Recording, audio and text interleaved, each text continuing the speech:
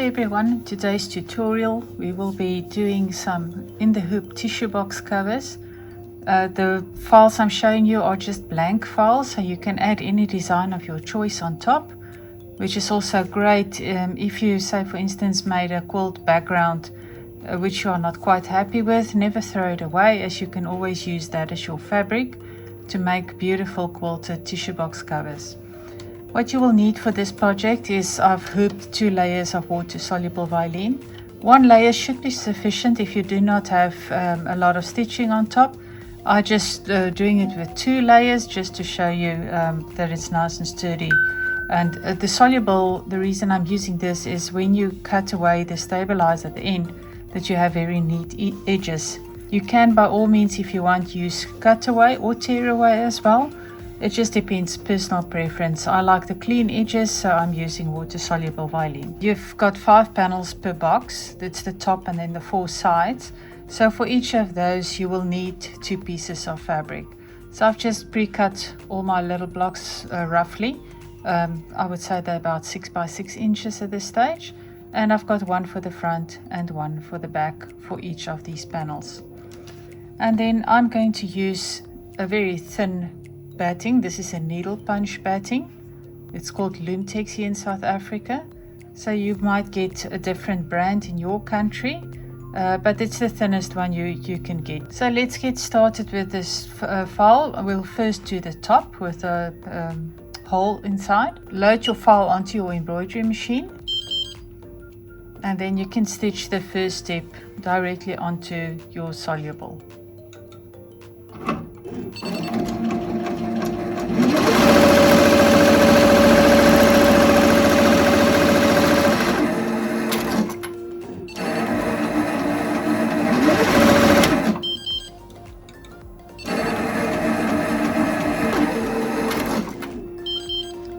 After this step, I'm going to add some 505 spray.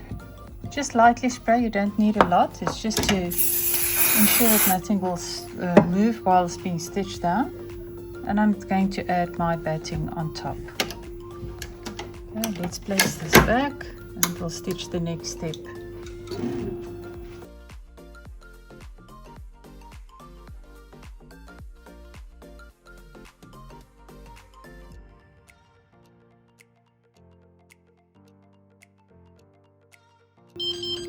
You can now cut away the extra batting.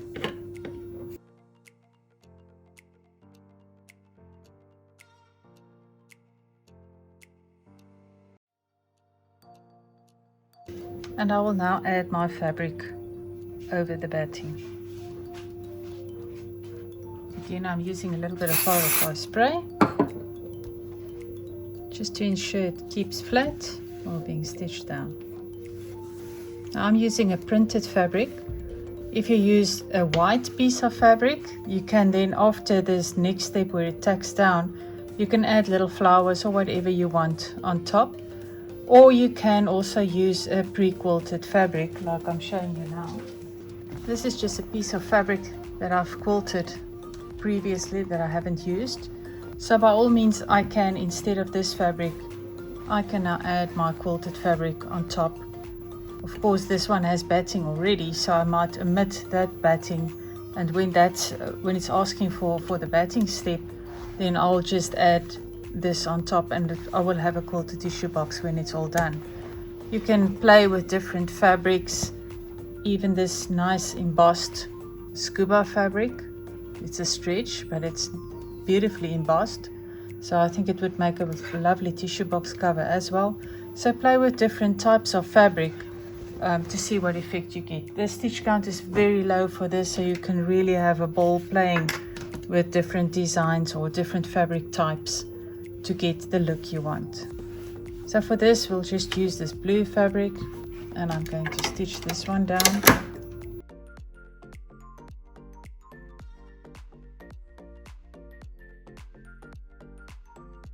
Now folks, like I said, say if this was white fabric, or even with this fabric, if you wanted to add a name or something else on top, you would now load your name or your other flowers or designs you've got, and you will stitch that wherever you want it on this panel.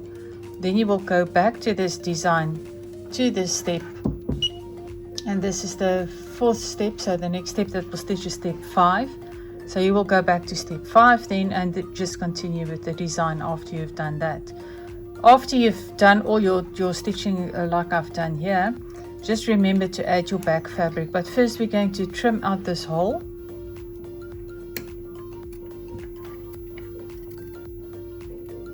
And you want to do that before the next step. The next step will be a zigzag step to tack down.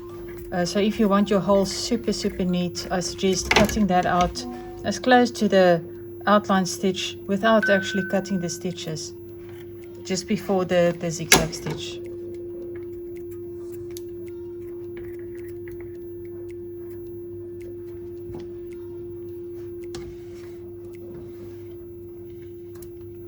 And I'm now going to add my back fabric. You will notice I haven't cut the fabric around the edge yet.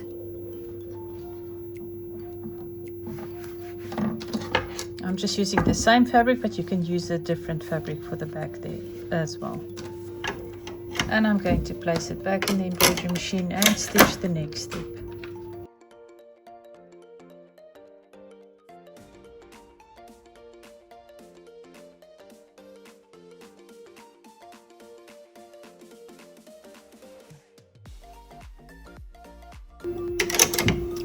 After this step, you can go ahead and trim away any of the fabric that's outside of this boundary.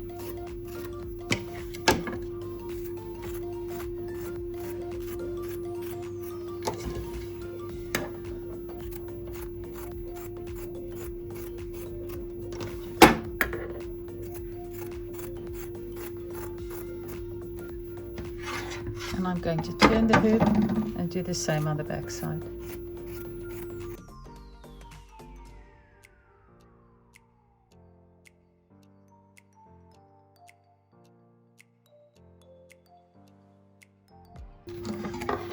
And back in the machine,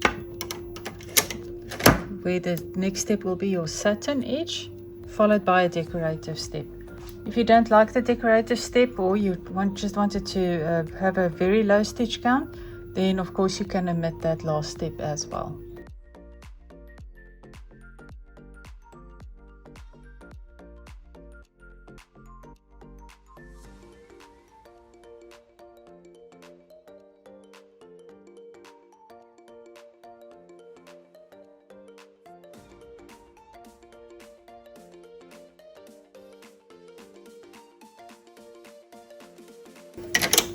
It's all stitched, so this is your top panel.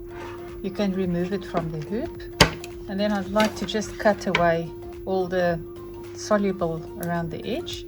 You can use a damp earbud to just wet it slightly there if you like to remove it that way. So it's just personal choice here as well. So I'll just trim it away.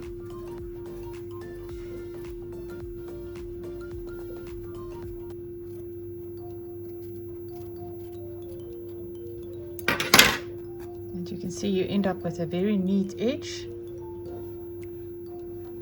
You can even now just go with a wet finger and just run your finger around just to dissolve that very last bit of soluble, and you will have a very nice edge. So let's continue on making the side panels. I've again hooped 2 layers of water soluble Vilene. I'm just loading. Now again, folks, the next steps are all there to have the machine stop at certain levels so that you can do different things to the box. If you are just making a plain box, nothing else on top, you're just using fabric and batting, you can actually add your fabric, your batting and your back fabric all at this stage, and then stitch the next step, trim away, skip the next 2 steps and do the last edging as well. But if you are doing a design on top and you will be stitching through, then you can't add the back fabric now, as it will stitch through all layers, and we don't want that. We want our inside to look very neat. So then you would only add your batting and your fabric, then stitch your design. And then during the next step, I think it was step 5, you will add your back fabric, stitch the next step to tack it down, trim away all fabric, and then do your edge after that. You can even, if you want to do it all in one, like I'm doing here, but you want to use a design that you've already stitched. So this is stitched just on a towel, just for example purposes. But say for instance, if I wanted to use this as my picture on top, I will add my batting, and then I will add my little animal design on top. Just make sure then that you line it up so it's nice and straight where you want, and then you'll stitch the next step to trim this away. I can of course add my back fabric as well, as it won't be stitching this picture, so that the lining can be stitched down at the same time. For this example, as we're doing just the plain boxes, I am however going to just add my batting, and I'm going to add my fabric on top. I'm just using 505 spray just to make sure nothing is shifting. Okay, let's turn this hoop, and I'm going to spray a little bit and add my back fabric at the same time. So this is step 2. Step 1 was the outline. Then we place all our fabric pieces where we want them, and then we stitch the next step. And I'm now going to trim away the extra fabric around the shape. Place it back in the embroidery machine. And the next 2 steps you can actually skip. Remember what I said? That is for when you want to add a design on top. So if you just had blank fabric, you would by all means go and add your design on top now, and then you will follow with your back fabric.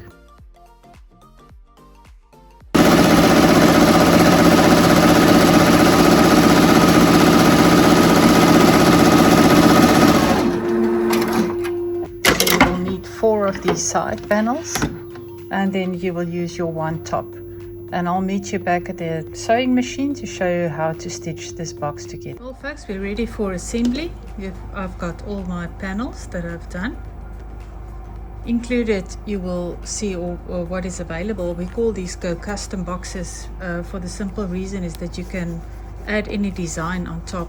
This is just the outline pattern, which makes it very, very versatile project for you. We've got these square ones.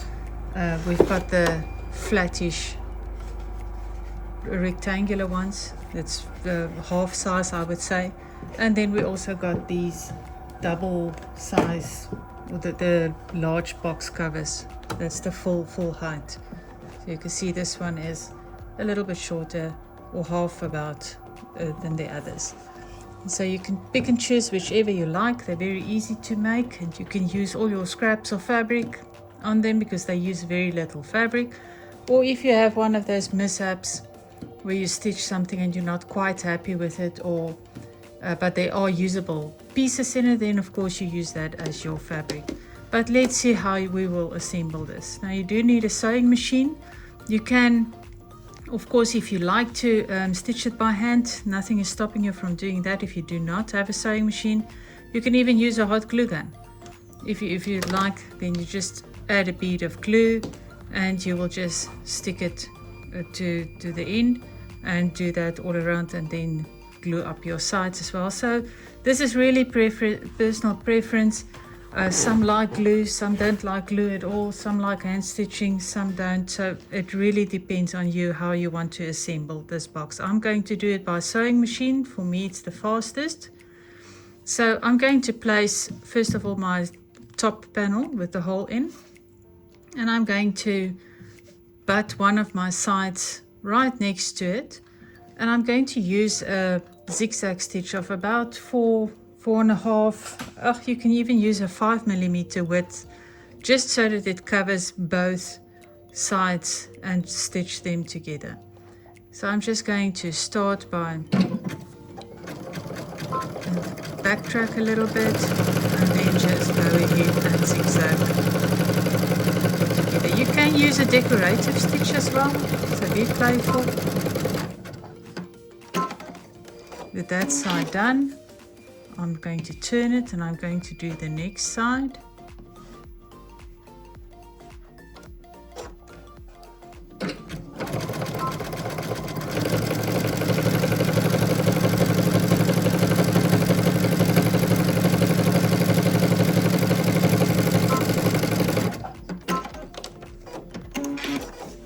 And the next one, you can see it goes very quickly.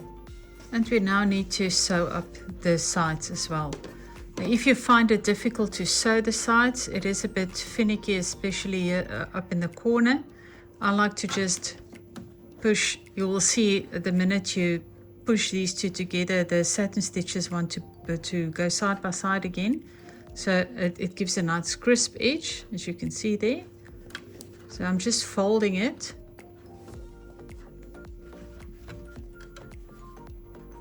Now, if at this stage you want to go to hand stitching to stitch up the sides, or you want to add your bead glue here now, that is totally up to you. I'm going to stitch them again, so I'm just taking, as you can see, my two sides, and I'm just pushing them together as far as I can so the ends meet. And I'm just going to put my machine foot down just to keep it there for me. And this one, you will see, you will be able to push that corner down. You can even just do a few stitches just to keep it from slipping. Backtrack a little bit. And then just keep your ends together, your sides, and just sew it up right to the corner.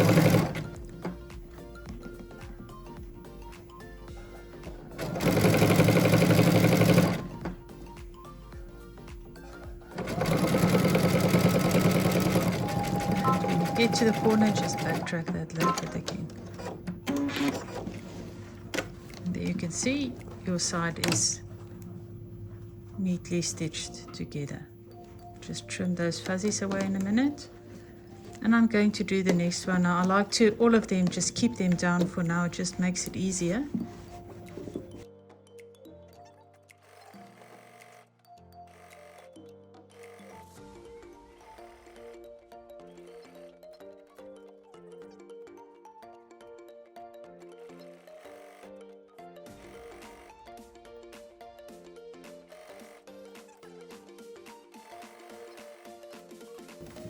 And then the last side. Now the last side might be the most difficult one for you to do, so you just bunch up your cover as much as you can, just so you can get those little sides together. Start off with a zigzag, and as you progress, you'll just butt up your sides, move whatever you need to out of those seams.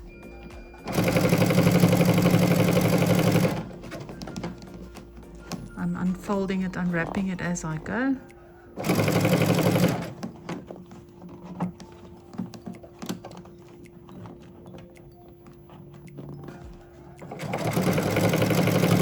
Butting up those satin stitches next to one another, right until I get to the corner, and then back a little bit again.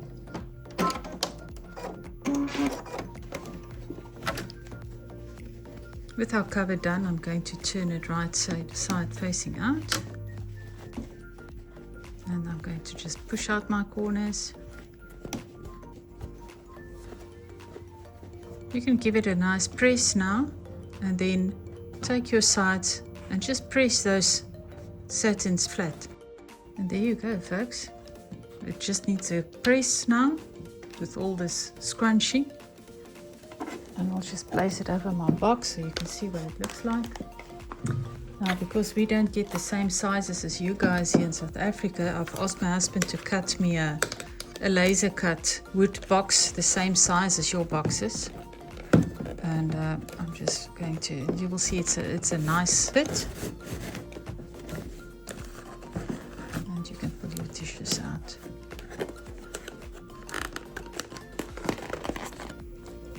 If If you like this video and would like to subscribe to our channel, please click on the subscribe button followed by the little bell so we can notify you as soon as we have new videos available.